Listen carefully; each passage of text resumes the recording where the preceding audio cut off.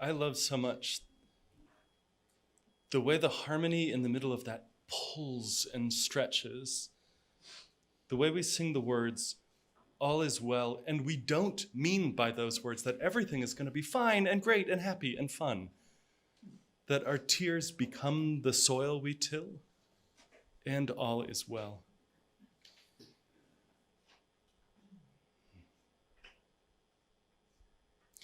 Here's the thing, I'm not really interested in the fact of the resurrection.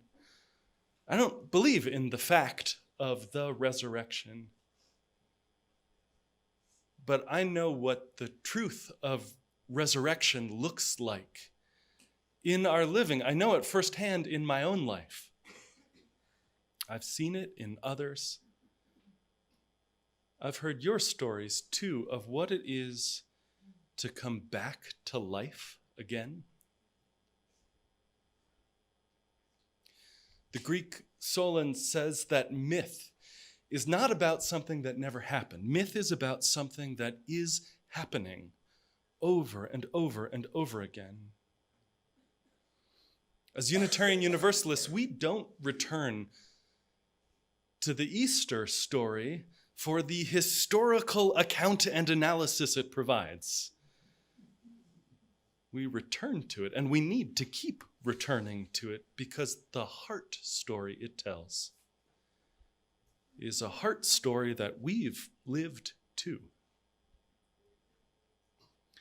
In the Gospel of Mark, in the end, 3 women go to the tomb and find it empty. Mary Magdalene, Mary, mother of James, and Salome go to the tomb to anoint Jesus' body and find there not the body of their teacher and beloved, but instead a young man in white robes who says Jesus is risen, and the 3 women go out trembling and bewildered. I don't believe in the fact of it, but I know the truth of what that is like. I know that in every memorial service I've ever led, in every funeral I've ever attended, I know what it is to see people go out trembling and bewildered, living exactly at the ending and the beginning. I don't believe in the fact of it, but I know the truth of what that's like. I know what that feeling is. You know it too. A hope that walks hand in hand with grief. A hope that has passed through despair, that knows what despair is. In the Christian tradition, that hope comes on Easter, and it's a hope which has passed through the whole week of Jesus' arrival in Jerusalem to teach, to proclaim the good news that a community of radical justice and equality, a community of inclusion, is possible right here and now. And it doesn't have to wait, and there is no one who is going to make it real except us, to each other, for each other, and who is betrayed and executed by the state, and then whose community goes onward, bearing his hope, trembling and bewildered, grieving, while at the same time knowing this is not the end. You know what it is when endings and beginnings and the busy middle of living are all tangled together. I remember when my first child was not even 2 days old, holding them in the hospital, weeping, with tears running down my face.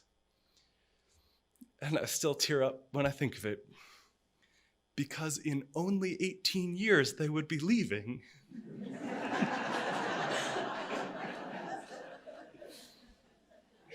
Beginnings and endings and busy middles all at once. The poet Billy Collins writes a piece called Aristotle, because Aristotle had this notion that all drama, all story unfolds in 3 parts, beginning, middle, end. And so this poem offers a catalog of beginnings and middles and endings, but resting on the page in front of me All three of those are happening at once. And I could take them in any order, or we could read them all simultaneously, end and beginning and middle all together. The poet writes this called Aristotle. This is the beginning. Almost anything can happen. This is where you find the creation of light, a fish wriggling onto land, the first word of Paradise Lost on an empty page. Think of an egg, the letter A, a woman ironing on a bare stage as the heavy curtain rises. This is the very beginning. The first-person narrator introduces himself, tells us about his lineage. The mezzo-soprano stands in the wings. Here, the climbers are studying a map or pulling on their long woolen socks. This is early on, years before the ark, dawn. The profile of an animal is being smeared on the wall of a cave, and you have not yet learned to crawl. This is the opening, the gambit upon moving forward an inch. This is your first night with her. Your first night without her.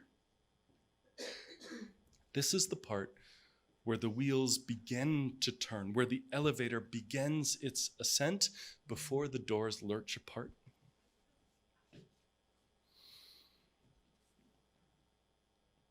This is the middle. And things have had time to get complicated, messy, really.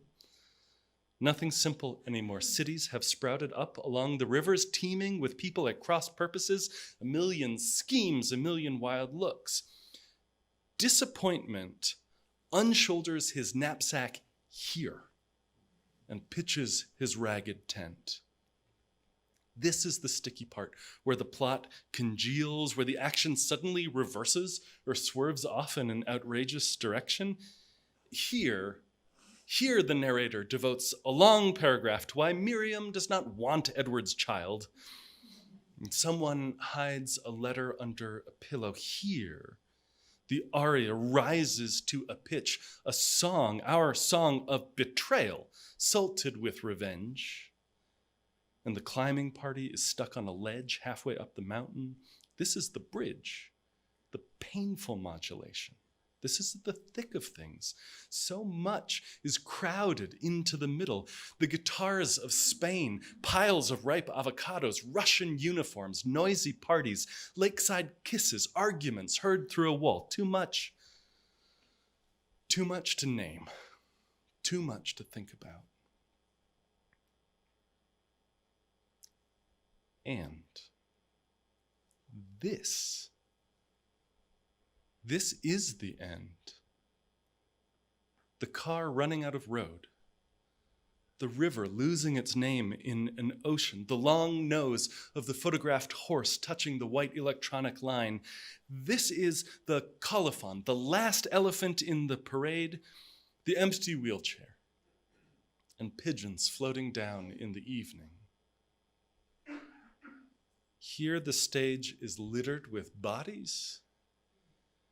And the narrator leads the character to their cells, and the climbers are in their graves. It is me hitting the period and you closing the book.